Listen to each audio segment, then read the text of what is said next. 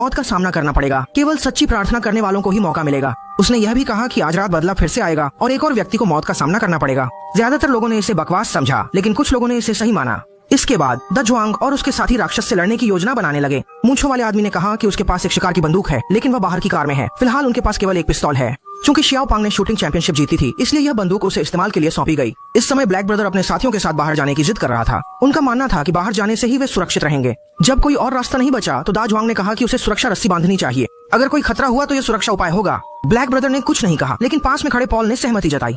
वह black brother के साथ नहीं जाना चाहता था, बल्कि दाढ़ी वाले भाई की बंदूक लेने की सोच रहा था। इसके बाद ब्लैक ब्रदर अपने साथियों के साथ बाहर गया और पॉल उसके पीछे पीछे। शुरू में सब कुछ सामान्य था, लेकिन थोड़ी देर बाद रस्सी अचानक जमीन पर गिर गई। इससे पहले कि बाकी लोग कुछ समझ पाते, रस्सी धीरे धीरे खींची जाने लगी। सबने सोचा सब सामान्य हो गया है। अचानक रस्सी बेकाबू होकर तेजी से खींची जाने लगी। चूंकि रस्सी के दूसरे सिरे पर पॉल था, वे ढिलाई नहीं बरत सकते थे। इस समय रस्सी